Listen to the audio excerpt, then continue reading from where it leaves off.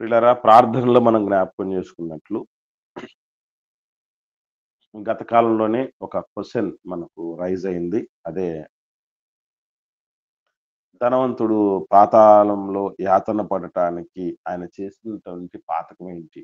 అసలు ఆయన చేసిన పాపం ఏంటి? అక్కడికెళ్ళడానికి కారణం ఏంటి? అన్నటువంటి విషయం ఒకటి.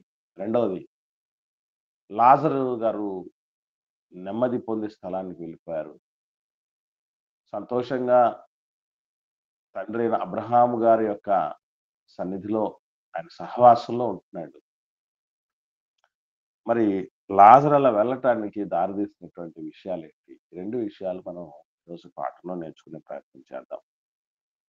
దయచేసి ఈ ధనవంతుడి విషయం, లాజరు గారి విషయం, వీరిద్దరి విషయంలో వాళ్ళు చనిపోయిన తర్వాత ఆయా ప్రదేశాలకు వెళ్ళిపోవటానికి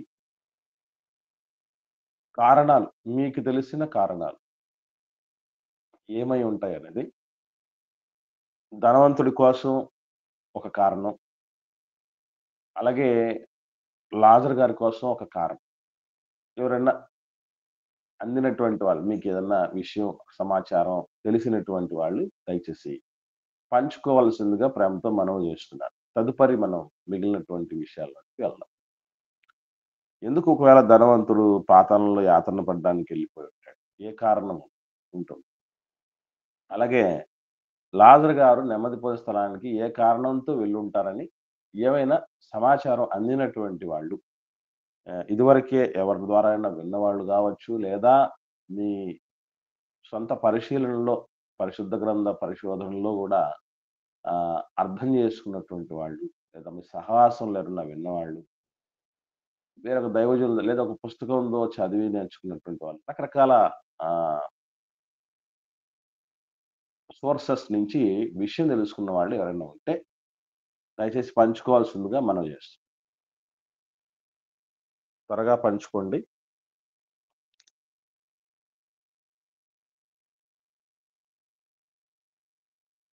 టైం వేస్ట్ చేయకండి ఎవరు, దయచేసి త్వరగా రెస్పాండ్ అవ్వండి.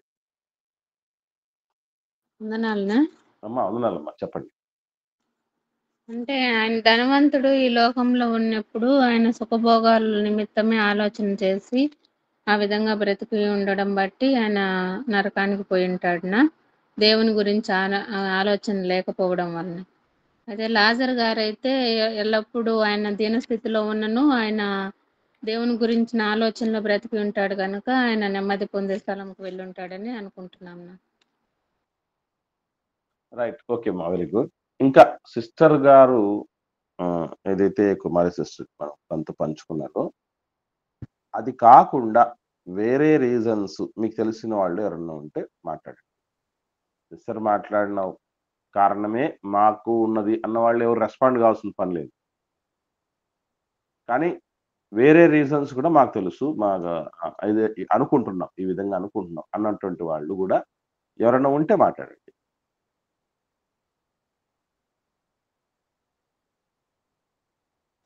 ఆయన మరో జీవితం గురించి ఆలోచించలేదన్నా, ఇదే జీవితము, ఇదే శాశ్వతము అని అనుకున్నాడు కనుకనే ఆ విధంగా జీవించున్నాడని, ఆ విధంగా వెళ్ళినాడని అనుకుంటున్నాను.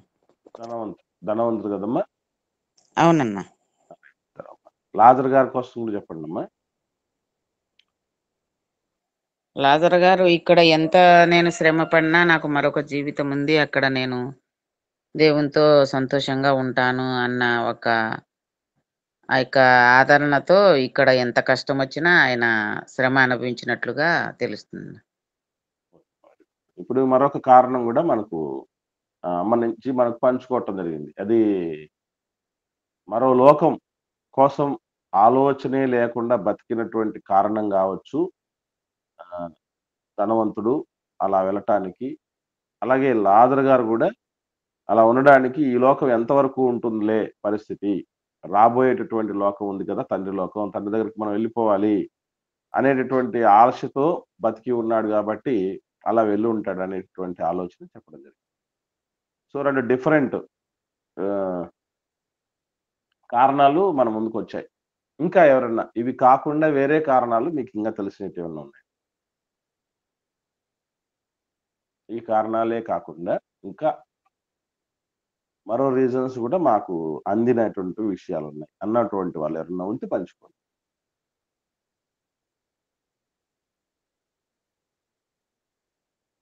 ఎవరు మాట్లాడట్లేదంటే ఇంకెంత మించిన రీజన్స్ మాకు తెలీదు అనే విషయం అనుకుంటున్నాను నేను. రైట్. మనం ఆలోచన చేద్దాం. ధనవంతుడు. ఇక్కడ మనం ఒక విషయాన్ని ధ్యానం చేసేటప్పుడు అప్రోచ్ అయ్యే విధానం, వెళ్ళాల్సినటువంటి విధానం ఒకటుందండి. అది మనం కనుక్కోవాలి. అంటే ప్రతిదానికి ఒక ప్రొసీజర్ అనేది ఒకటుంటుంది. అంటే చేసే ఒక పద్ధతి అంటారు కదా! ఆ పద్ధతి మనం తెలుసుకోగలిగితే చాలా ఈజీగా రీజన్స్, కారణాలు వెలికి తీయొచ్చు. అదేంటి అనంటే పాతాళానికి ఎవరెవరు వెళతారు? ఎలాంటి పరిస్థితుల్లో ఉన్న వ్యక్తులు ఎళ్తారు? పాతాళానికెళ్ళాడు ధనవంతుడు. అంటే ధనవంతుడు పాతాళానికెళ్ళాడంటే పాతాళానికి ఏ కారణాలను బట్టి వెడతాడని పరిశుద్ధ గ్రంథం సెలవిస్తోంది. ఆయా సందర్భాలలో, నిబంధనల్లో పాతాళానికి ఎవరెళ్తారు? పాతాళ యాతనలకు ఎవరు దిగిపోతారు అన్నది బైబిల్‌లో కొన్ని దాఖలాలున్నాయి. ఆ కారణాలు ధనవంతుడికి సూట్ అయ్యేటటువంటివి ఉంటాయి మళ్ళీ. అవి మనం జాగ్రత్తగా ఫైండ్ ఔట్ చేయాలి. మొట్టమొదటి రూట్ అది. రెండవది నెమ్మది పొందు స్థలానికి ఎవరెళ్తారు? ఏ కారణాలతో, ఏ మనస్తత్వం కలిగి, ఆహ్, ఏ గుణగణాలు కలిగి సమాధికి చేరిన వ్యక్తులు నెమ్మది పొందు స్థలానికి ఎళ్తారు. ఇవి సామాన్యంగా మనం ఆలోచన చేయాల్సినటువంటి ఆధారాలు. మనకు దొరికించుకోవాల్సిన ఆధారాలు. ఇప్పుడు మీరు చెప్పినటువంటి రీజన్స్ తప్పు కాదు. అవి మనకు జనరలైజ్డ్‌గా మనం ఆలోచన చేసి చెప్పినటువంటి విషయాలు. అవి గూడా వాక్యాన్ని అక్కడక్కడ ఉన్నటువంటి ఆధారాలతో క్రోడీకరించుకొని చెప్పిన విషయాలు. తప్పు కాదు. అయితే కొంచెం దానికి ఒక డోస్ కాస్త పెంచుకొని, కాస్త ముందుకు వెళ్లి ఆలోచన చేయాల్సినటువంటి విషయాలు ఇవి. చూద్దాం. ఫస్ట్ ఆఫ్ ఆల్ పాతాళ యాతనకు ఎవరు అర్హత కలిగిన వాళ్ళని వేదం చెప్పింది. యోబు గ్రంథం 24వ అధ్యాయం 19వ వచనం చూద్దాం. యోబు గ్రంథం 24వ అధ్యాయం 19వ వచనం. అనావృష్టి చేతను ఉష్ణము చేతను మంచు నీళ్లు ఎగసిపోవునట్లు పాతాళము పాపము చేసిన వారిని పట్టుకొనును. మనకు కారణం కనపడిందండి. మీకు కూడా దొరికిందా? పాతాళం ఎవరిని పట్టుకుంటుందటండి? పాపం చేసిన వారిని. అంటే ధనవంతుడు పాతాళానికెళ్ళడానికి ప్రాథమిక కారణం. ఏ మనిషి అయినా పాతాళానికెళ్ళడానికి ప్రధానమైన కారణం ఏమై ఉంటుంది? పాపమే అన్న. పాపం చేసుంటారు. ఫస్ట్ ఇనిషియల్ రీజన్ అది. ఓకే. రైట్. ఇప్పుడు పాపము అనగానే మళ్ళీ మనకు ఒక క్వెషన్ రైజ్ అవ్వాలి. పాపం అనగానే ఒక ప్రశ్న ఉద్భవించాలి. ఎందుకంటే పాపానికి పలు రకాలైన నిర్వచనాలు ఉన్నాయి పరిశుద్ధ గ్రంథంలో. మీకు ఐడియా ఉందండి? పాపం అనగా ఒకే రీజన్ కాదు. ఒకే కారణం గాదు. పలు కారణాల గురించి చెప్తుంది పరిశుద్ధ గ్రంథం. నిర్వచనం, పాపానికి నిర్వచనంగా ఏమేమి చూసుకున్నాం మన బైబిల్‌లో? ఒక స్త్రీని మోహపు చూపుతో చూడడం కూడా పాపమే అన్న. ఓకే. అంటే ఇక్కడ ఇదేనమ్మా ఇట్లాంటివన్నీ కలిపి మనం ఒక మాట చెప్పొచ్చు. ఆజ్ఞాతిక్రమమే పాపం. యెస్. ఆజ్ఞ అతిక్రమము అది. ఎందుకనంటే నీ పొరుగువానిదగు దేనినైనను దేనిని ఆశింపకూడదు. ఆశించొద్దు. అసలు ఆ మోహపు చూపు అనేది గావచ్చు, లేకపోతే ఒకరి ఆస్తి చూసి దాన్ని కాజేయాలనే విషయం గావచ్చు.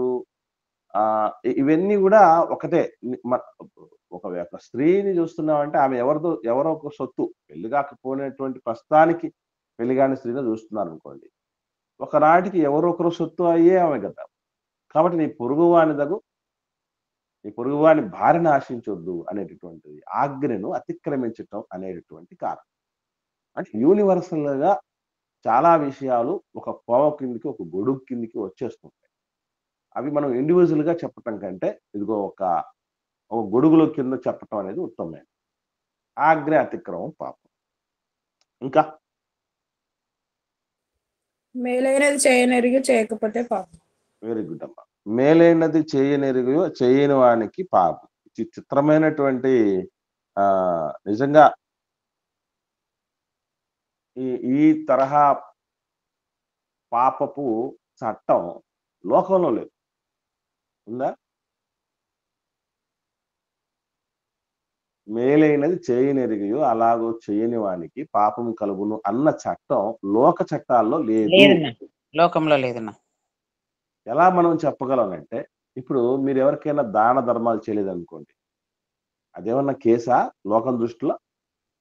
మనం ఎవరికైనా సహాయం చేయలేదనుకోండి, సార్ వీళ్ళు ఎవరికి సాయం చేయట్లేదు సార్, వాళ్ళే సంపాదించుకొని వాళ్ళే అనుభవిస్తూ ఉంటున్నారు సార్, ఎవ్వరిని పట్టించుకోవట్లేదు సార్ అని ఎవరైనా కేసు వేశారనుకోండి, లోకంలో చెల్లుబాటు అవుతుంది? అస్సలు కాదు. ఎందుకంటే చట్టం ఏం చెప్తుందంటే, వాడి సంపాదన, వాడి ఇష్టం, వాడి సుఖము, వాడు ఏమన్నా చేసుకుంటాడు.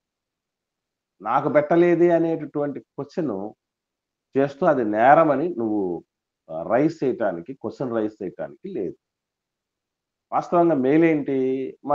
మనం కలిగినటువంటి దాన్ని, ఆ సమృద్ధిని లేనటువంటి వారికి మనం అందజేయటం మేలైంది కదా! అలా మేలైనటువంటి దానిని ఎవరికైనా చేయకపోతే, సార్ మాట సాయం కూడా ఎవరికి చేయరు సార్ వీళ్ళు. అసలు లోకంలో ఏమైపోతున్నారో పట్టించుకోరు సార్ అన్నటువంటి దానికి లోక చట్టంలో శిక్ష లేదు.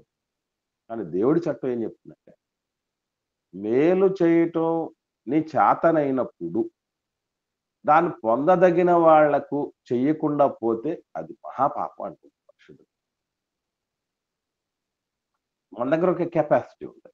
ఆ కెపాసిటీ కలిగి ఉండి కూడా అది పొందుకోవటానికి, ఆ సహాయం పొందుకోవటానికి అర్హులు ఎవరో మనకు తెలిసి కూడా, వాళ్ళు ఉండి కూడా మనం వాళ్ళకు సాయం అందించకపోతే అదే పాపం. అది కొత్త డెఫినేషన్. Note this point. చాలా అవసరం ఇది. చాలా అవసరం ఇది. ధనవంతుడి విషయంలో చాలా అవసరం ఇది. ఇంకా దేవుడు చెప్తూ పాపాల కోసం ఏం చెప్పాడు? చాలా విషయాలు చెప్పాడు. సకల దుర్నీతి పాపం అని చెప్పాడు దేవుడు. సో బేసిక్‌గా కొన్ని విషయాలు మనకు అందేశాయి. పాపం అంటే డెఫినేషన్ కూడా తెలియాలి.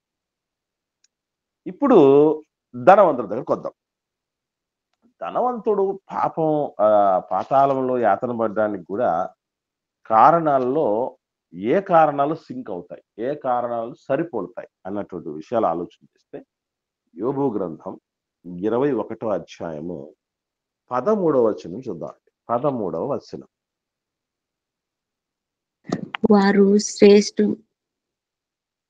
వారు శ్రేయస్సు కలిగి తన దినములు గడుపుదురు, ఒక్క క్షణములోనే పాతాళమునకు దిగుదురు.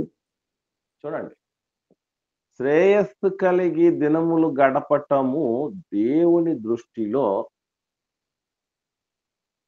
పాతాళానికి పోయేంత పాపమా? ఏమన్నా నేను అడుగుతున్నాను, మనకు పిల్లలు ఉన్నారు, మనము ఒకరికి పిల్లలు కదా. మనం శ్రేయస్సు కలిగి బతుకుతూ ఉంటే మన అమ్మ నాన్నలు మనకు శిక్ష వేయాలని ఎవరన్నా అనుకుంటారండి?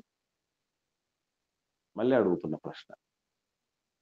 మన పిల్లలు శ్రేయస్సు కలిగి బతుకుతూ ఉంటే మనం శిక్ష వేస్తామా? అసలు ఎందుకు?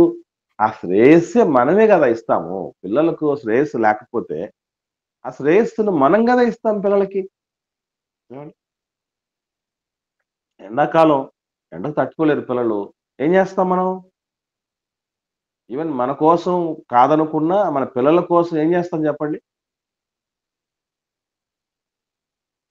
కూలర్స్ గాని కూలర్లు ఏసీలు కానీ గాని సిద్ధపరుస్తాం ఏసీలు ఎంత కానీ కష్టమైనా. ఖచ్చితంగా పెడతాం కదమ్మా.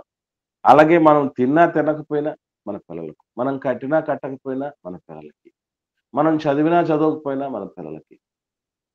సో వాళ్ళకు ప్యాకెట్ మనీ కానీ ఇవన్నీ మనం చూడగలిగితే ఒక శ్రేయస్సుతో పిల్లలు ఉండాలని మనం అనుకుంటాం కదా. మరి దేవుడు ఏంటి అంటే మనకంటే ప్రేమ లేనివాడు ఆ దేవుడు ఏమన్నా. చాలా విచిత్రంగా అనిపిస్తుంది కదండి. బైబిల్లో కొన్ని ఇట్లాంటి విషయాలు ఆలోచన చేసేటప్పుడు ఆ, చాలా విచిత్రంగా అనిపిస్తుంది. ఏంటి మనకు వేరుగా ఉంటున్నాడా దేవుడు. మనం ఎప్పుడు కూడా పిల్లలు పిల్లలు పిల్లలు అని ప్రాకులాడుతూ ఉంటామే. ఆ ప్రాకులాట దేవుడే కదా మనకు పెట్టింది. ఆయనలో లేనిది మన దగ్గరికి ఎక్కడ వస్తుంది మంచి గుణం. పిల్లలు అనేటువంటి తపన తప్పు కాదండి. మళ్ళీ చెప్తున్నా, బిడ్డల కోసం పరితపించేటటువంటి తల్లిదండ్రులు వాళ్ళు చేస్తున్న తప్పు కాదు. తప్పు కాదు. శ్రేయస్సు కలిగి జీవించటము పాతాళానికి పోయేంత గొప్ప పాతకమా? మీ కామెంట్ నేను మీ నుంచి వినాలనుకుంటున్నాను. ఎందుకు దేవుడు ఇలా అంటున్నాడు? దీనికి వేరే రీజన్స్ ఏమైనా ఉంటాయా? మనం ఏమన్నా తప్పుగా వేరే విధంగా అర్థం చేసుకుందామా? సరైన రీతిలో ఒకవేళ అర్థం చేసుకుంటాం చెప్పండి అమ్మా. స్థితిని బట్టి దేవుణ్ణి మర్చిపోవడం పాపం అన్న. గుడ్ సత్క్రియ గుడ్ చేయనేదలా పాపం పొంచేయడం. Good good very good very good. బాగా బాగా ఆలోచన చేస్తాం. Very good. కానీ మనం గుర్తుపెట్టుకోవాల్సిన విషయం ఏంటంటే కింది చూద్దాం, కింద వచ్చిన కొద్దాం 14వ వచనం కొద్దాం. వారు నీ మార్గములను గూర్చిన జ్ఞానము మాకక్కరలేదు, నీవు మమ్మును విడిచిపొమ్మని దేవునితో చెప్పుదురు. ఇంకా 15వ వచనం కూడా. ఆయనను సేవించుటకు సర్వశక్తు గలవాడెవడు? మేము ఆయనను గూర్చి ప్రార్థన చేయుట చేత మాకేమి లాభము కలుగును అని వారు చెప్పుదురు. వారి క్షేమము వారి చేతిలో లేదు, భక్తిహీనులు యోచన నాకు దూరముగా ఉండునుగాక. చాలక్క. అంటే ఇక్కడ సమృద్ధి కలిగి ఉండటం తప్పు కాదండి. ఎవరికి శ్రేయస్సు కలిగి ఉండటం తప్పు కాదండి. కానీ ఈ శ్రేయస్సు, ఈ సమృద్ధి, ఈ సుఖస్థితి, ఈ నిర్విచార స్థితి, ఈ తృప్తి కలిగినటువంటి జీవితం, కడుపు నిండిన బ్రతుకు ఒకనాటికి ఎక్కడికి దారి తీయకూడదు. దేవుడు వాళ్ళ శ్రేయస్సుతో ఉన్నారని కాదు ఆయన బాధపడుతున్నది. ఈ శ్రేయస్సు నెత్తికెక్కి ఏమైపోతుంది అంటే వాళ్ళలో భక్తి తాలూకు ఆనవాలే కరువయ్యాయి. ఒకసారి మనం ఆలోచన చేద్దాం. చాలా మంది మన వాళ్ళే, ఇప్పుడు మనమే ఎన్నో సార్లు ఎందరికో ఆత్మీయులకి అయ్యా ఈ విధంగా మా సహవాసం అంటూ ఉంటుంది. ఉదయ సాయం సమయాల్లో చక్కని నడిపింపుతో, మేలైనటువంటి ఈ వాక్య ఆధారాలతో, సత్యవాక్య మేళవింపులతో, ఎవరిని కవ్వించే పని చేయకుండా, వారిని ఏదో ముఖస్థితి చేసే పనిలో లేకుండా, దారి తొలగించేటువంటి పరిస్థితి కాకుండా, ఉన్నది ఉన్నట్టుగా కాస్త ఏమంటారు దాన్ని, బాధ కలిగించే విధంగా ఉన్న శ్రేష్టమైన దేవుడి వాక్యాలు అందించేటువంటి ఒక వేదిక ఉంది. మీరు రండి అని మనం పిలుచుంటాం. అలా పిలిచినా కూడా చాలా మంది రాకపోవటానికి కూడా ఒకానొక కారణం ఇది అయి ఉండొచ్చేమో. ఏదండి? శ్రేయస్సు. మనం ఎలాంటి వాళ్ళం చెప్పంటారండి? ఇశ్రాయేలీలకు ఏమాత్రం తీసుకో. ఇశ్రాయేలీల మనస్తత్వం ఎలాంటిదంటే దేవుడా అని దేవుడి వైపు ఎప్పుడు చూస్తారు తెలుసండి? బాగా కష్టపెట్టేవాడు రావాలి. ఫరో నాకు తెలుసు, ఐగుప్తు రాజు దారుణమైనటువంటి ఇబ్బందులు పెడుతున్నాడు, ఘోరంగా చూస్తున్నాడు. తమ కడుపున పుట్టినటువంటి మగబిడ్డల్నే చంపించేస్తున్నాడు కానుపెట్ల మీద. ఎవరన్నా మళ్ళీ తప్పించుకొని బతికితే వాళ్ళు కనబడితే తీసుకెళ్లి నైల్ నదిలో పడేస్తారు. ఒకటి కాదు, రెండు కాదు, ఆరాధించుకోవటానికి పంపమంటే పంపడు, సరైనటువంటి కూలినాలి ఇమ్మంటే చేసిన పనికి ఇవ్వడు, కడుపున పుట్టిన మగబిడ్డల్ని వంశాంకురాల్ని చంపేస్తున్నాడు, చిదిమేస్తున్నాడు. కానీ వాళ్ళు ఇలాంటి పరిస్థితులు పూర్తిగా అన్ని ఒకదాని మీద ఒకటి గట్టిగా గొంతు మీదకి వచ్చినంత వరకు కూడా దేవుడా అని దేవుడి వైపు వచ్చిన వాళ్ళు. ఆపద వచ్చినప్పుడే దేవా మమ్మల్ని రక్షించు అనేటటువంటి ఆలోచన ఉంటది. దాని నుంచి బయటపడి ఒక సమృద్ధి, ఒక నెమ్మది ఉంటే మనిషికి మాట వినడు. మాట వినడు. వినడానికి చాలా అరుదు. అందుకే మీరు ఆలోచన చేయండి. మంచి భక్తి పరులైనటువంటి ధనవంతుల పేర్లు బైబిల్ గ్రంథం అంతట్లో, ఎందుకంటే ఆది కాండములు ఆదాము హవ్వలు మొదలుకొని ఇదిగో మనకు కొత్త నిబంధన అంతా పూర్తయ్యేంత వరకు ఉన్న వాళ్ళు ఒక్క 20 మంది పేర్లను మళ్ళీ అడుగుతున్నాను నేను. మంచి భక్తి పరులు, మంచి ధనవంతులైన భక్తి పరులుగా ఉన్నటువంటి వాళ్ళను ఒక 20 మంది పేర్లను మనం చెప్పగలమా? గొప్ప ధనవంతులై ఉండి గొప్ప భక్తులైనటువంటి వ్యక్తి. ఒకసారి ఆన్సర్ చేయండి. అబ్రహాం గారు అమ్మ, నేను అడుగుతున్న ప్రశ్న నీకు అర్థమైందా తల్లి? 20 మెంబర్స్ చెప్పగలమా అంటున్నాడు అక్క. అబ్రహాం గారి పేరు చెప్పావు, 20 మంది చెప్పగలవా అలాగా అని అడుగుతున్నానమ్మా. చెప్పలేమన్నా, వెతుకులాడుకుంటే గాని చెప్పలేము, వెతుకులాడుకున్నా లేరేమన్నా. అంతమంది దొరకరమ్మా. కరెక్ట్, వెరీ గుడ్ అమ్మా. అంతమంది దొరకరు. మన వినికిడిలో మనం చూస్తే ఒక అబ్రహాం గారు, ఒక ఇస్సాకు గారు, ఒక యాకూబ్ గారు, ఒక యోబు గారు, తర్వాత ఒక సాలమన్ గారు, ఒక దావీదు గారు, 7 మంది అయ్యారు. అరిమత యోసేపు 8 మంది, లేదా ఒక జక్కయ్య. అంతా కలిపి డబుల్ డిజిట్ కూడా దగ్గరికి రావట్లా. ఎందుకు అంటే దేవుడు సమృద్ధిని ఇచ్చి కూడా మానవుడిని పరీక్షిస్తాడు. మర్చిపోకండి, మానవుడికి సమృద్ధి ఇచ్చి కూడా పరీక్షిస్తాడు. మనం సమృద్ధిలోకి వస్తున్నామంటే సంబరపడడం ఒకటే కాదు, గుర్తుపెట్టుకోండి, జాగ్రత్త పడటం కూడా రావాలి. సమృద్ధిలోనికి వస్తున్నామంటే సంబరపడమే కాదు, జాగ్రత్త కూడా పడాలి. అది రావాలి మనకి. కానీ అదెవరు నేర్చుకుంటున్నారు? అదెవరు ఆలోచన చేస్తున్నారు? అసలు అది ఎవరైనా చెప్తారండి మనకి? ఇప్పుడు దైవజనులు కూడా దేనికోసం ప్రిపేర్ చేస్తున్నారు చెప్పండి? విశ్వాసుల్ని దైవజనులు కూడా దేనికోసం ప్రిపేర్ చేస్తున్నారు? మీరు వృద్ధిలోకి రావాలి, మీరు ఆర్థికంగా వృద్ధిలోనికి రావాలి.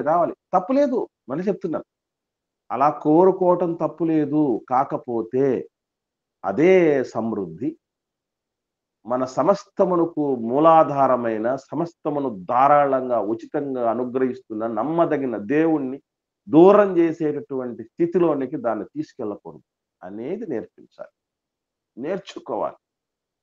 మనం ఎంత మందిని చూడలేదు, డబ్బులు వచ్చి పడేంత వరకు నమ్మకంగా ఉన్నవాళ్ళు. ఎప్పుడైతే సమృద్ధి వచ్చి పడిందో గర్విష్ఠులైన వాళ్ళు చూడలేదు మనం. దేవుడంటే లెక్క జమ లేకుండా ఆలోచన చేసే వాళ్ళని చూడలేదు. భక్తులంటే, భక్తి కార్యక్రమాలంటే అస్సలు పట్టించుకోకుండా ఉన్నటువంటి వాళ్ళు, కళ్ళు నెత్తికెక్కిన వాళ్ళు మనం ఎంతమంది చూడలేదు? 100%. అంటే మీకు ఒక విషయం చెప్పాలి, ఒక స్ట్రైట్ క్వశ్చన్ అడుగుతున్నాను మనందరినీ. మనకు ఎంత మట్టుకు నాలెడ్జ్, బిబ్లికల్ నాలెడ్జ్ మనకు ఆ స్థాయి ఉందో మనకు అర్థం కావటానికి, సొదొమ గొమొర్రా గురించి మనకు తెలుసు కదండి. లోతు గారు జీవించిన కాలంలో ఆయన నివసించడానికి ఎన్నుకున్నటువంటి పట్టణం కదా. సొదొమ గొమొర్రా నాశనం అయిపోవటానికి కారణం ఏమని మనకి ఇప్పటిదాకా తెలుసు చెప్పండి? వాళ్ళకు పంటలు సమృద్ధిగా పండి బాగా డబ్బులు సంపాదించుకొని గర్వించినారు. అది ఎక్కడ చూసారక్క మీరు? ఎక్కడ ఏ ఆధారాన్ని బట్టి చెప్తున్నారు? లోతు బాగుందనే కదనా అక్కడ పోతాడు. వాళ్ళు మా కూడా వెరీ గుడ్ అక్క, బాగా ఆలోచన చేశారు. మామూలుగా అయితే మనకేం తెలుసు చెప్పండి సొదమ గురించి? ఎందుకు దేవుడు సొదమను నాశనం చేశా అంటే ఏం చెప్తారండి? ఆ దేవుని భయం లేకుండా ఆ ఎవరిని దేవుని భయం లేదు. ఇంకా ఇంకా ఇంకా ఇంకా బాగా తెలిసిన కారణం. మీరు అక్కడికి రావడం లేదు. విపరీతమైన పాపం చేశాను నేను. దేవదూతలు వెళ్ళినప్పుడు వాళ్ళతో శయనించాలన్న ఒకే ఒక అంటే ఒక మాటలో పాపపు ఆలోచన చెప్పాలంటే కలిగిన వాళ్ళు మదమెక్కి ఉన్నారు కదా. అంటే వాళ్ళు కామాంధులు అని మాత్రమే తెలుసు. ఎందుకు అంత కామాంధత్వం వచ్చింది అనుకుంటున్నారు అంటే ఇదిగో బైబిలే కారణం చెప్తుంది చూడండి. యెహెజ్కేలు గ్రంథం 16వ అధ్యాయము. యెహెజ్కేలు గ్రంథం 16వ అధ్యాయము 49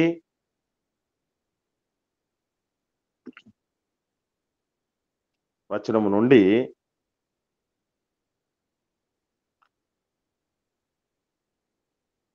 54 వరకు చూద్దాం. నేను చదువుతాను. 49వ వచనం నుండి తీసారా అందరూ? జాగ్రత్తగా చూడండి. యెహెజ్కేలు గ్రంథం 16వ అధ్యాయము 49వ వచనం నుండి. నీ చెల్లెలైన సొదొమ చేసిన దోషమేమనగా దానికిని దాని కుమార్తెలకును కలిగిన గర్వమును, ఆహార సమృద్ధియు, నిర్విచారమైన సుఖస్థితియు ననినదే. అది దీనులకును దరిద్రులకును సహాయము చేయకుండెను. అసలు ఈ మాటలన్నీ వింటూ ఉంటే మనకి ఎవరు గుర్తొస్తున్నారు చెప్పండి? ధనవంతుడు గుర్తు రావట్లేదు? పాతాళయాత్రకు పోయిన ధనవంతుడు గుర్తు రావట్లేదా మీకు? ఏం చేశాడు ధనవంతుడు కూడా? దీనులకు దరిద్రులకు సహాయమే చేయలేదు. బల్ల మీద నుండి ధనవంతుడు బల్ల మీద నుండి పడే రొట్టె ముక్కలతో ఆకలి తీర్చుకోవాలని అనుకున్నాడు లాజరు గారు, మనకు తెలుసు. అంటే ఇప్పుడు నేను అడుగుతున్నాను, వేస్ట్ బల్ల మీద నుంచి పడే రొట్టె ముక్కలు అంటే అది వేస్ట్ గా ఇక్కడ అంటే ఎక్కడన్నా కొంచెం మాడిపోయినటువంటివో, లేకపోతే సరిగా కాలనటువంటివో, లేకపోతే వీళ్ళు కొంచెం ఆఖరిగా మిగిలించేటివో ఇట్లాంటివి కదండి.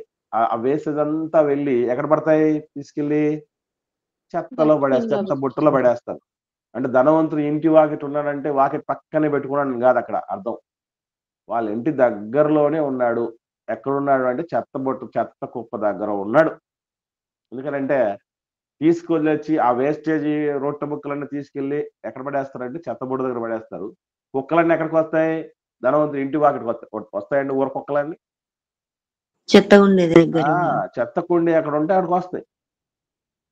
అంటే అక్కడ పడి ఉంటే కనీసము ఏంటి అని ఆలోచన చెయ్యలేదు.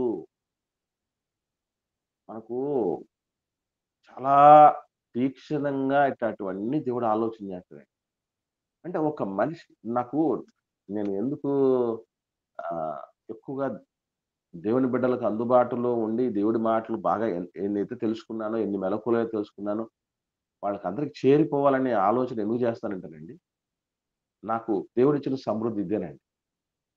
దేవుడు నాకు ఇచ్చిన ఆస్తి ఆయన మాటే. అది నేను తెలుసుకున్నాను 25 సంవత్సరాలుగా దేవుడి ఉన్నతమైన కృపను బట్టి, ఆయన దయలో, మీలాంటి మనుషులందరి దయలో చాలా తెలుసుకున్నాను, చాలా నేర్చుకున్నాను, నేర్చుకుంటూనే ఉన్నాను ఇంకా. మరి ఇన్ని తెలుసుకున్నటువంటి నేను నా దగ్గరే దీన్ని పెట్టుకుంటే ప్రయోజనం లేదు. పంచాలి. చాలా మంది తెలియక ఇబ్బంది పడుతున్న వాళ్ళు ఉన్నారు. లైఫ్‌లో దేన్ని ఎలా టాకిల్ చేయాలో, డీల్ చేయాలో తెలియక సతమతమవుతున్నారు. వ్యక్తిగత భక్తి జీవితాన్ని కట్టుకోవటంలో చతికిల పడుతున్న వాళ్ళు ఉన్నారు. కుటుంబ జీవితంలో మెలకువలు కోల్పోయి దానిలో ఉన్న మాధుర్యాన్ని కోల్పోతున్నారు. సంఘంలో దాగినటువంటి దీవెనలు అందరూ పొందుకోలేకపోతున్నారు. సమాజంలో సాక్ష్యాన్ని నిలబెట్టుకోలేకపోతున్నారు. ఎన్నో విషయాల్లో ఇబ్బంది పడుతున్నారు. వాటి విషయంలో కాస్త కూస్తో నాకు దేవుడు నేర్పించాడు. దాన్ని అందించాలి. వాస్తవంగా చెప్పాలంటే నేను వాక్యపరంగా కాస్త మీకంటే ఒక్క అడుగు తెలిసినటువంటి వ్యక్తిని, ఎక్కువ తెలిసిన వ్యక్తిని అనుకోండి. మీరు దాని విషయంలో కాస్త దీనత్వంలో ఉన్నారనుకోండి. నేనేం చేయగలగాలి? ఆ దీనులను ఇదిగో ఎదిగించటానికి నాకు ఏదైతే తెలిసిందో దాన్ని పంచగలగాలి. అలా పంచకుండా దాచేస్తే గుర్తుపెట్టుకోండి, చాలా మంది దైవజనులకు ఇది చెప్తే వాళ్ళు ఏమైపోతారో, వాళ్ళు ఎదిగిపోతారేమో, వాళ్ళ వెంటే ఎవరైనా ఎళ్ళిపోతారేమో, నన్ను ఎవరు పట్టించుకోరేమో అని భయపడుతూ ఉంటారు. మీరెవరైనా అట్లాంటి దైవజనులు చూసారా? మళ్ళీ అడుగుతున్నా. నేను వీళ్ళకందరూ ఇవన్నీ సీక్రెట్స్ చెప్తే అన్నీ మొత్తం ఎట్లెట్లా ముందుకు పోవాలి, ఏం సంగతి అనే విషయాల టిప్స్ అన్నీ చెప్పేస్తే వాళ్ళు ఎదిగిపోతారేమో. వాళ్ళు ఎదిగిపోతే నాకు ఫాలోయింగ్ తగ్గిపోతుందేమో, నాకొచ్చే రాబడి తగ్గిపోతుందేమో. కాబట్టి నేనెందుకు చెప్పాలి వాళ్ళకి? నేను చెప్పను అన్నటువంటి దైవజనులు కూడా ఉన్నారు. అలాంటి వాళ్ళు మీకెవరైనా మీ జీవితంలో కనబడ్డారా లేదా?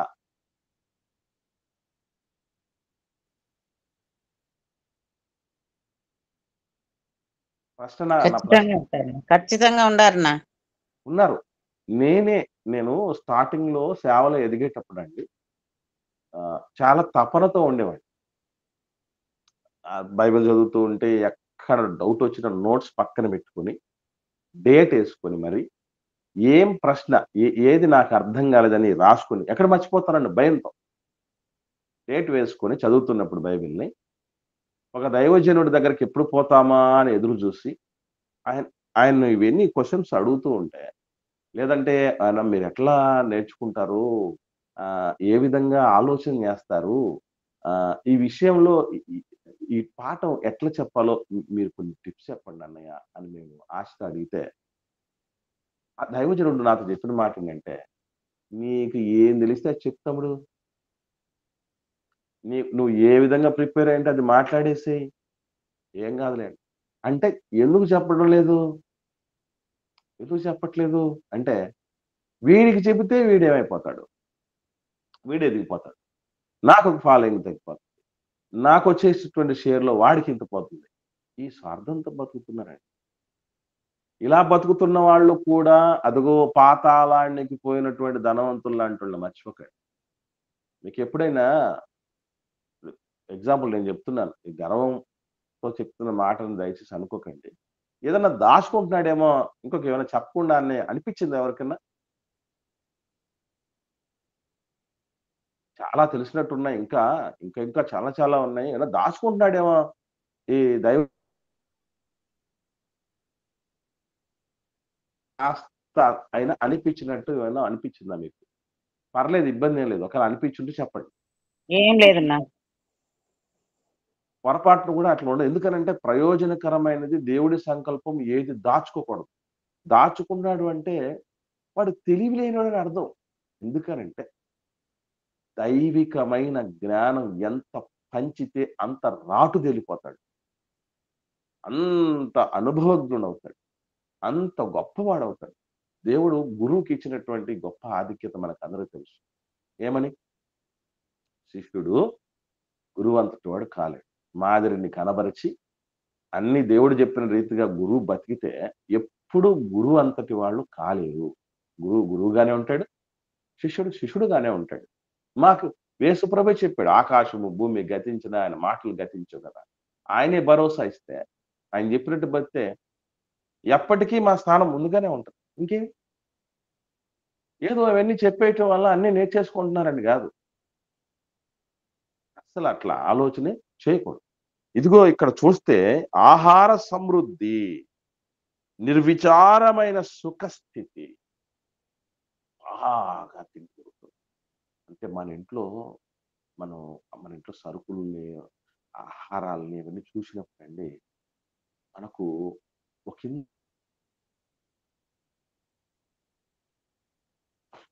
ఫర్ ఎగ్జాంపుల్ రైస్ బ్యాగ్స్ ఉన్నాయి కదా! రైస్ బ్యాగ్స్ ఏం చేస్తారంటేనండి కొన్ని కొత్తగా తెచ్చేసుకుంటారు కదా! కొత్తగా ఉన్నట్టు కొత్త బియ్యాన్ని తక్కువ రేట్‌కి వచ్చేస్తాయి తెచ్చేసుకుంటారు. మూట ఏమ్మా? స్టోర్ చేసుకుంటారు నాకు. స్టోర్ చేసుకుంటారు. అసలు అట్లాంటివన్నీ చూసినప్పుడండి మీరెప్పుడన్నా దాని గురించి ఆలోచన చేశారో లేదో ఈసారి చెక్ చేసుకొని చూడండి. ఆ రైస్ బ్యాగ్స్ ఎన్ని ఎక్కువ ఉంటే అంత నిర్లక్ష్య ధోరణి, నిర్భయపు పరిస్థితి ఉంటది. అట్ట కాకుండా ఏ రోజుకి ఆ రోజు తెచ్చుకునే పరిస్థితులు ఉన్నాయనుకోండి, వాళ్ళకి అది అయిపోయే కొద్దీ భయం ఉంటది. అంటే నిర్విచారమైన స్థితి, ఆహార సమృద్ధి మనిషిని ఏం చేస్తదంటే భక్తి వైపు నడిపించటానికి ఆటంకంగా మారుతుంది. ఒక దైవజనుడు నాకు ఒక మంచి మాట చెప్పాడు. చాలా టచింగ్‌గా అనిపించింది ఆ మాట. ఏమనంటే ఆహ్, బైబిల్ సెమినార్‌లకి మేము వెళుతున్నప్పుడు రాత్రి 12 గంటలకు యూరిన్ పాస్ వెళ్ళటానికి ఏదో కాలకృత్యాలు తీర్చుకోవటానికో కాస్త అనీజినెస్ ఉండడాన్ని బట్టో నిద్ర లేచినప్పుడు ఆయన లైట్ వెలుగుంటదండి. ఆ గదిలో ఆ ప్రాంతంలో లైట్లు వెలిగే ఉంటాయి. ఎందుకంటే చనిపోయిన తల్లులు వచ్చుంటారు, ముసలోళ్ళుంటారు, మతుకువాళ్ళుంటారనే ఉద్దేశ్యంతో ఏం చేస్తారంటే పెద్ద గదిలో ఉంటది. లైట్లుంటాయి. లైట్ అలాగే వేసే ఉంటారు. ఆయన మాత్రం లేచి సీరియస్‌గా బైబిల్ చదువుతుంటాడు.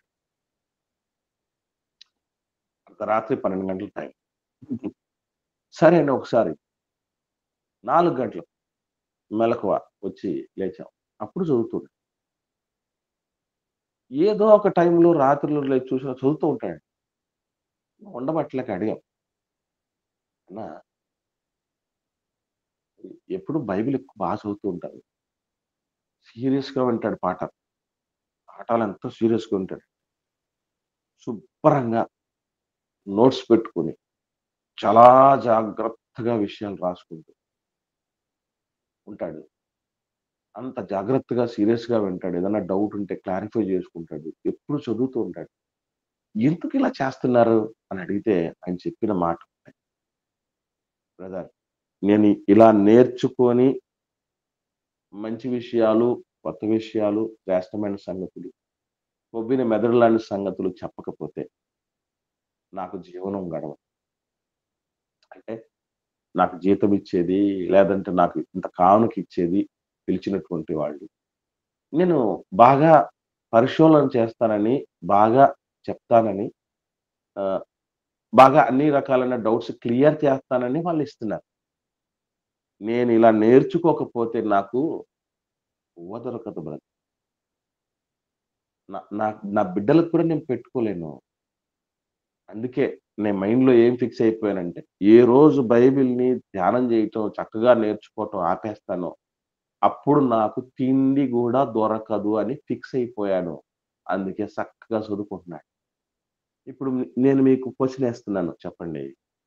మీరంత తీక్షణంగా ఎందుకు చదవరో తెలుసా? అంత జాగ్రత్తగా ఎందుకు నేర్చుకోరో తెలుసా? నేను చెప్తే బాగోదు. మీరే చెప్పండి.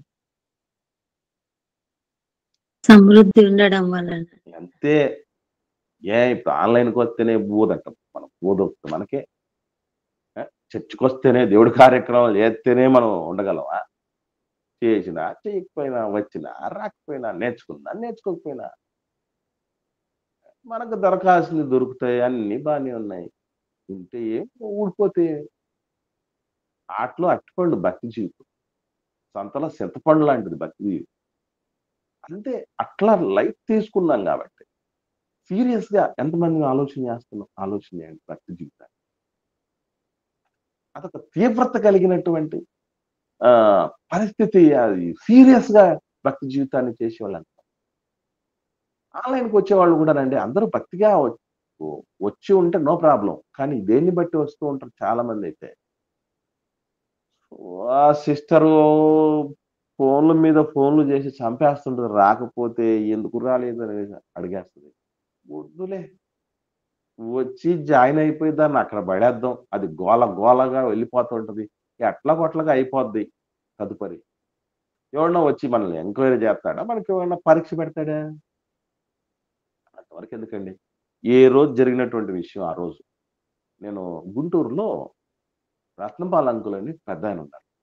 ఆయనకి 60 ప్లస్ ఏజు. బైబిల్ క్లాసు అయిపోయిన వెంటనే ఆ పాఠానికి అంతటికి తగినటువంటి ఒక టాప్ 5 క్వెషన్స్ ఒకరు ప్రిపేర్ చేస్తారు. శక్యమైతే మన దగ్గర కూడా అలాగే చేయాలి. మొత్తం పాఠాన్నంతటిని బేస్ చేసుకొని ముఖ్యమైన ఒక 5 ప్రశ్నలు ఫ్రేమ్ చేసి ఒక వ్యక్తి ఆ విన్న వాళ్ళందరిని అడుగుతారు. అడిగితే అందరూ ముక్త కంఠంతో చెప్తారండి ఆన్సరు. అందరూ రెస్పాండ్ అవుతారండి వాటికి ఆన్సర్స్. అంటే ఎంత జాగ్రత్తగా వింటున్నారు. ఎంత జాగ్రత్తగా క్వెషన్ చేశాడు. ఇది మనకు తెలియాల్సింది. అంటే అంత జాగ్రత్తగా అభ్యసిస్తే తప్ప మనకి ఇవన్నీ వంట పట్టవండి. వంట పట్టవు. ఇక్కడ మీరు చూస్తే వీటన్నిటికీ సమస్య ఎక్కడంటే ఆహార సమృద్ధి, మరలా నిర్విచార సుఖస్థితి. సుఖస్థితి ఎలా ఉందంటే విచారమే అక్కర్లేదు. మనకు కూడానండి. మనం సుధమ్మ వాళ్ళతో పోల్చుకుంటే కొంచెం బెటర్మెంట్‌లో ఉన్నాం. ఎలాగంటే సంతోషంగా ఒక 5 నిమిషాలు మనం నవ్వామనుకోండి. మనకు వెంటనే ఏమొస్తుంది చెప్పండి? ఒక డౌట్ వస్తుంది. వెంటనే అంటాం. ఏమని చెప్పండి? ఏమో బాగా నవ్వుతున్నా ఏడుస్తా. చూడండి అది చాలా మంచిదండి. అంటే మాటలు చెప్పాలంటే ఈ సుఖస్థితి వచ్చినప్పుడు వెంటనే అలర్ట్‌నెస్ వస్తది చూసారా? మంచిదండి. నాకు ఎప్పటికీ ఒకటి ఆలోచన చేసుకుంటూ ఉంటాను. ఒక జాగ్రత్త పడాలని ఎప్పుడు అనిపిస్తూ ఉంటుంది. నేను స్టార్టింగ్‌లో జాబ్‌లోకి జాయిన్ అయినప్పుడు నా నెల జీతం రూ. 1500. ఇప్పుడు కూడా 1500 కాదు. 1500 కాదు. రూ. 70,000 తీసుకుంటున్నాను నెలకి చేతికి. ఇలా 1500 తీసుకుంటున్న స్థాయి నుండి రూ. 70,000 తీసుకునే స్థాయి వరకు వచ్చినప్పుడు నాకు ఇప్పటికీ ఉండే ఒక భయం ఏంటంటే ఇంత సమృద్ధి వచ్చేస్తుంది.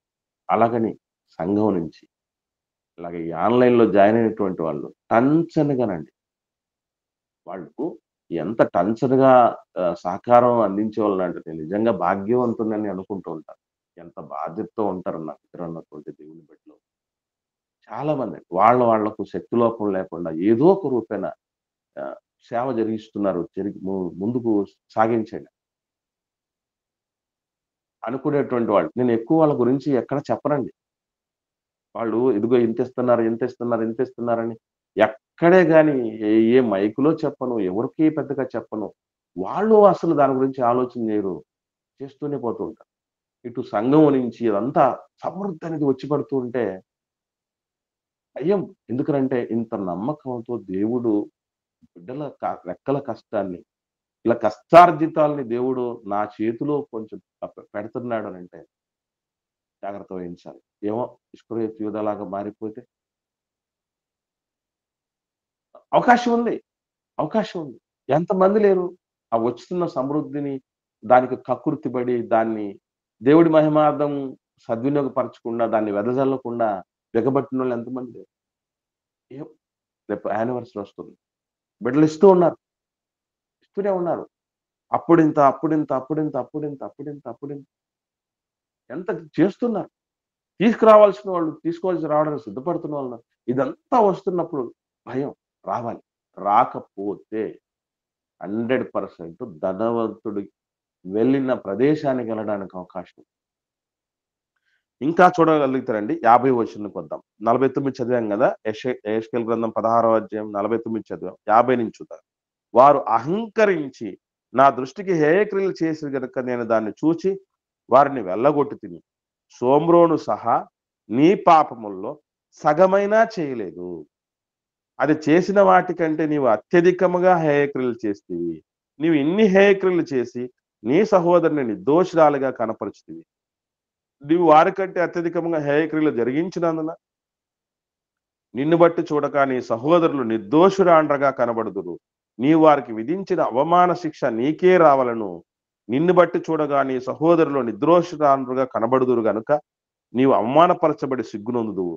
నీవు చేసిన అంతటి విషయమై నీవు బిడియపడి సిగ్గునొంది వారిని ఓదార్చునట్లు అపాయము నొందిన సొదొమను దాని కుమార్తెలను, షోమ్రోనును దాని కుమార్తెలను వారి వల్లనే అపాయమందున నీ వారిని మరలా స్థాపించెదరు. దేవుడు ఎంత విషయాలు చెప్తున్నాడంటే, మిగతా వాళ్ళ పాపాలు నీ పాపాల ముందు చిన్నబోయాయి. వాళ్ళు పాపాలు చేసినోళ్ళే, కాకపోతే చిన్న పాపాలు చేసినారు. గజ దొంగకు జేబు దొంగకు చాలా డిఫరెన్స్. వాళ్ళు జేబు దొంగలు అయిపోయారు నీ ముందు చూస్తూ ఉంటే. ఎందుకు ఇదంతా అంటే ఒక్కటే, సమృద్ధి. ధనవంతుడి దగ్గరికి వస్తే ధనవంతుడు ఎట్లా ఉన్నాడంట? ప్రతి దినము, ఒక రోజు కాదు, ఒక్కరోజు బాగుండి మరో రోజు బాగలేని పరిస్థితి కాదట. ప్రతి దినము మామూలు సుఖం కాదు, బహుగా సుఖం, బహుగా సుఖం. అలాగే ఈవెన్ అబ్రహాం గారు కూడా ఏమన్నాడు? కుమారుడా, నీవు నీ జీవిత కాలమందు, అంటే అర్థం ఏంటి? లైఫ్ లాంగ్ బిందాస్ లైఫ్, నీ జీవిత కాలమందు నీకిష్టం వచ్చినట్టు సుఖపడ్డావు. సుఖపడ్డం తప్పు కాదు, మళ్ళీ చెప్తున్నా, సుఖపడ్డం తప్పు కాదు. కానీ అది కూడా న్యాయమైన రీతిగా, ధర్మ మార్గంలో, దేవుడు సూచించినట్లుగా సుఖపడాలి. ఇప్పుడు నేను ఒక మాట చెప్తాను. భార్యతో భర్తతో సుఖపడడం సుఖమే, అక్రమ సంబంధంలో సుఖపడడం సుఖమే. రెండు సుఖాలా కాదు చెప్పండి? న్యాయబద్ధమైనది, అక్రమమైనది. రెండు సుఖాలే. న్యాయంగా చెప్పాలంటే రెండు సుఖాలు. కాకపోతే ఇది న్యాయమైన సుఖం కదా. దేవుడు ఏమన్నాడంటే, మీరు సుఖంగా బతకొద్దని చెప్పలే. భూమి మీద సుఖముగాను నెమ్మదిగాను జీవించు నిమిత్తము అన్నాడు. కాబట్టి ఆ సుఖము వద్దని చెప్పలేదు. కాకపోతే మరి దుర్మార్గపు సుఖాలేంటి, హద్దులు దాటిన సుఖాలేంటి, అది దేవుడు వద్దంటున్నాడు. ఆ హద్దులు దాటం, ఆ దుర్మార్గం ఏంటంటే ఈ సుఖస్థితికి కారకుడైన దేవుణ్ణి మరవడం. అందుకే కీర్తనకారుడు ఒక మాట అంటాడు, చూద్దాం. కీర్తన గ్రంథం 9వ కీర్తన 17వ వచనం చూద్దాం. 9వ కీర్తన 17వ వచనం.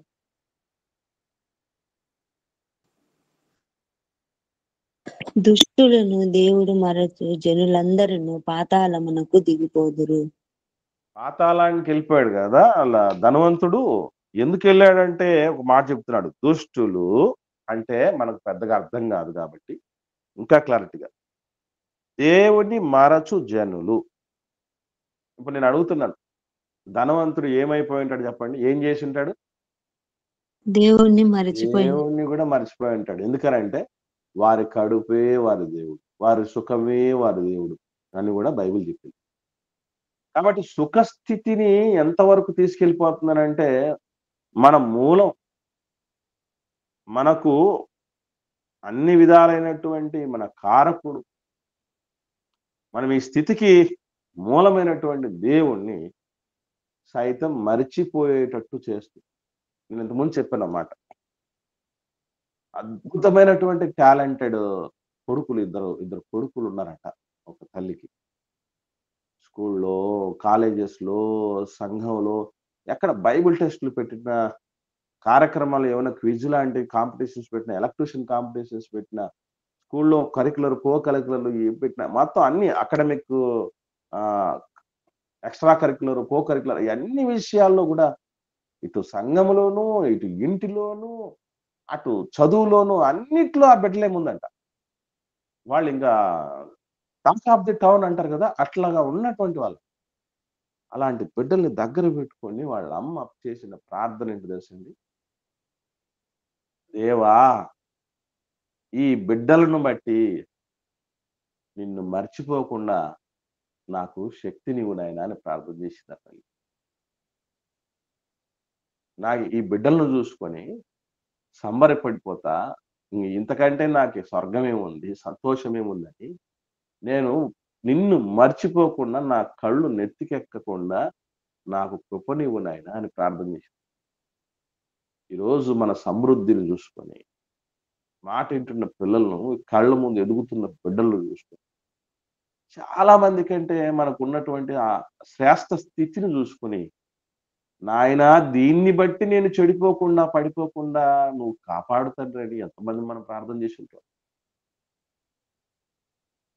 నేను దేవుడు కోరుకుంటూ ఉంటాను, ఆయన నాకు ఎందరికో గొప్ప గొప్ప బడా బడా సేవకులకు కూడా లేనటువంటి ధన్యత ఇచ్చావు. ఎందుకంటే ప్రార్థన చేసేవాళ్ళు స్వచ్ఛమైనటువంటి మనసుతో చేస్తారు. ఏ చిన్న సంకోచం లేకుండా ప్రార్థన చేస్తారు నాకు. ఇచ్చేవాళ్ళు కూడా అరమరికలు లేకుండా ఇస్తూ ఉంటారు. ఏ దాన్ని ఆశించకుండా ఇచ్చేవాళ్ళు, ఆతిథ్యం ఇచ్చేవాళ్ళు, ప్రేమగా ఇంటికి పిలిచి చూసుకునేవాళ్ళు, కుటుంబ సభ్యులుగా కంటే ఎక్కువగా చూసుకున్నటువంటి వాళ్ళ ప్రేమను నేను పొందుకొని ఈరోజు సమృద్ధిలో ఉన్నా. కానీ ఈ సమృద్ధి వల్లనే నా కళ్ళు నెత్తికెక్కి దేవుణ్ణి కూడా పట్టించుకునే స్థితికి వెళ్తే నెక్స్ట్ ధనవంతుడి తర్వాత ఈ తరంలో నేనైపోతా. అందుకే దేవుణ్ణి ఒకటే అనుకుంటూ ఉంటాను, నాయన నేను పొంగిపోయి పొయ్యిలో పడకుండా నన్ను కాపాడతాను. ఒకవేళ ఈ సమృద్ధి వల్ల నేను నీకు దూరం అవుతాను అనుకుంటే నాకు ఆ సమృద్ధి వద్దు నాయన. ఇట్లాంటి సమృద్ధి వల్లే నేను ఏమన్నా గర్వంతో చెడిపోతానని ఒకవేళ నీకు అనిపిస్తే, నాకు అలా పరిస్థితి ఉంటే ఆ ప్రమాదం, నాకు ఈ సమృద్ధి వద్దు నాయన అని కూడా నేను ప్రార్థన చేస్తూ ఉంటే చాలా జాగ్రత్త వహించాల్సి. దేవుణ్ణి మరచు జనులు పాతాళానికి వెళ్ళిపోతారు. యేసు ప్రభుల వారి మాటల్లోనే చూద్దాం. చివరిగా ఈ మాట చూసుకొని మనం ముగించుకుందాం. ఆయన చెప్తున్నాడు ఒకానొక కారణం పాతాళానికి ఎవరు వెళతారు అనేటటువంటిది ఆయన చెప్పాడు. చూద్దాం 11వ అధ్యాయం మత్తయి సువార్త 23వ వచనం చూద్దామండి. 23వ వచనం మత్తయి సువార్త 11వ అధ్యాయం 23వ వచనం. కపెర్నహూము, ఆకాశము మటుకు హెచ్చింపబడేదవా, నీవు పాతాళం వరకు దిగిపోదువు. నీలో చేయబడిన అద్భుతములు సొదొమలో చేయబడిన ఎడల అది నేటి వరకు నిలిచియుండెను. చూడండి, పాతాళానికి దిగిపోతుందంట కపెర్నహూము. ఎందుకటండి? ఏం చేసింది? తన్ను తాను హెచ్చించుకుని. అదన్నమాట. తగ్గించబడి హెచ్చించుకుంటే తగ్గించబడి అంటే ఎక్కడ దాకా తగ్గించబడుతుందో తెలుసా అండి? పాతాళము దాకా తగ్గించబడుతుంది. పాతాళములో అగ్నిజ్వాలల్లో యాతన పడే దాకా తగ్గించబడతాం. ఎంత దరిద్రమైన పరిస్థితి అంటే వేలి కొనతో ఒక నీటి చుక్కను కూడా పొందుకోనేటువంటి పరిస్థితి లేదు. ఎన్ని రిక్వెస్ట్లు చేసినా, ఎంత పిటిషన్ పెట్టినా, ఎంతగా ప్రాధేయపడినా కూడా ఒక్క రిక్వెస్ట్ కూడా గ్రాంటెడ్ గానటువంటి దిగజారుడుతనానికి వెళ్ళిపోతారు. దేవుకుండగా ఇల్లు చక్కబెట్టుకోవాలి. దేవుడు అన్ని సమృద్ధి ఇచ్చింది ఎందుకనంటే మనం చేయగలమన్న నమ్మకం. అన్నిటినీ సమకూరుస్తున్నాయంటే మనం నిజంగా ఇంకా మరింత భక్తిలో పుంజుకొని 10 మంది జీవితాలు నిలబెడతాం అన్నటువంటి నమ్మకం దేవుడు. అంతే తప్ప చెడిపోయి గర్వించి పాడైపోవాలని కాదని కాదు. కానీ దాంతోనే ఆ ప్రమాదం మనకు పొంచి ఉంది. అది కూడా చెప్పాడు దేవుడు. ఎంత మంచోడు అంటే సమృద్ధి ఇచ్చి సమృద్ధి వల్ల కలిగే నష్టం కూడా జాగ్రత్త చెప్తాడు. బిడ్డలకు మనం బైక్ తీసిస్తాం అనుకోండి, స్కూటీనో బైకో లేదా కారో తీస్తాం మన స్తోమత పెట్టి తీసిచ్చి ఏం చెప్తాం అండి బిడ్డలకి? ఏం చెప్పలేదు మీరెవరు పిల్లలకి? జాగ్రత్త అని చెప్తాంనా, జాగ్రత్తగా వెళ్ళిరా, జాగ్రత్త ఇచ్చినాం, కంఫర్ట్ ఇచ్చాం, లగ్జరీ ఇచ్చాం, కానీ ఏం చెప్తాం? దేవుడు కూడా అలాగే ఇచ్చి మనకి జాగ్రత్తరా అమ్మా, జాగ్రత్త తల్లి, ఎందుకంటే ప్రమాదం ఉంది.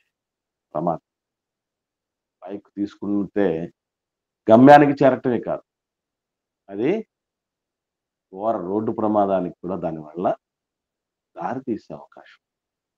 అలాంటి మెలకువలన్నీ కూడా ఎన్నో మహనీయుడు మన దేవుడు చెప్పాడు. కాబట్టి ఒక సుఖస్థితి, దీనుడు ఎవరున్నారు, దరిద్రుడు ఎవరున్నాడు, వాడిని పట్టించుకోవాలని సాటి సహోదరుణ్ణి కూడా ఆ స్థితిని కూడా కనబడనీయకుండా ఆ పొరలు కమ్మేస్తాయి. ఆఖరికి మనకి ఈ స్థితికి కారకుడైన దేవుణ్ణి కూడా మర్చిపోయేటట్టు చేస్తాయి. అయ్యో అన్న మనసు కూడా లేకుండా చేస్తుందండి సమృద్ధి.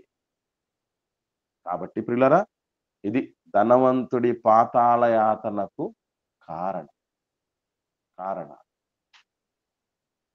కాబట్టి అట్టి స్థితి మనకు ఒకవేళ ఉండినా మనం మరింత భక్తిలో దేవుడికి ఒదిగిపోవటానికి, వినయంతో విధేయతతో మసులుకోవటానికి కూడా ఎంతో మంది, మనం ఒక 20 మంది కాదు, మనకు ఒకరిద్దరున్నా కూడా చాలు కదా మాదిరికి చూపినటువంటి వాళ్ళు. ఎంతున్నా నా దేవుడే అన్నటువంటి ధనం అబ్రహాము గారిని చూసినప్పుడు చూడండి, గమనించండి, చిత్రమైన విషయం. అబ్రహాం గారు ఎవరు? ధనవంతుడు. ఆయన మాత్రం ఎక్కడున్నాడు? నెమ్మది పొందే స్థలం ఉన్నాడు. ధనవంతుడు అనేవాడు ఎక్కడున్నాడు? వేదన పొందే స్థలం ఉన్నాడు. అంటే ఇద్దరు ధనవంతులు, కానీ 2 ప్రదేశాలకి. దట్ మీన్స్ దాని అర్థం ఏంటంటే, ధనవంతుడైనంత మాత్రం చేత పాతాళానికి పోవాలని ఏం లేదు, అగ్నిజాల యాతన పడిపోవాలని ఏం లేదు. అబ్రహాము గారిలాగా నెమ్మది పొందే స్థలానికి కూడా వెళ్ళొచ్చు అని నిరూపించాడు దేవుడు. కాబట్టి ఒకవేళ మనకు ధనం నిర్విచారమైన స్థితి ఉంటే, సమృద్ధి ఉంటే, గుర్తుపెట్టుకోవాల్సింది ఏంటంటే, పాతాళయాతనకు వెళ్ళిన ధనవంతుల్లాగా ఉండకూడదు. మనం నెమ్మదికి వెళ్ళిన ధనవంతుడైన అబ్రహాము గారిలాగా బ్రతకాలి. ఓకే, ఇదండి ధనవంతుడి పాతాళయాతనకు కారణం. రేపు మనం కూడా పాతాళయాతనకు పోవటానికి కూడా కారణం ఏంటో తెలుసుకుందాం. రేపటి దినం లాజరు ఏ పుణ్యం చేసినందుకు ఆయన పరదేశికి వెళ్ళాడు, ధనవంతుడు ఏ పాపం చేసినందుకు అగ్నిజాలకి వెళ్ళిపోయాడో చూసాం. ఇప్పుడు లాజరు గారు ఏ పుణ్యకార్యాలు చేసినందుకు ఆయన నెమ్మది పొందే స్థలానికి వెళ్ళాడో రేపటి దినం మనం ధ్యానం చేద్దాం. ఎవరికైనా ఏమైనా సందేహాలు ఉంటే దయచేసి అడగండి, లేని పక్షాన ఒకరు ప్రార్థన చేయండి, ముగించుకుందాం.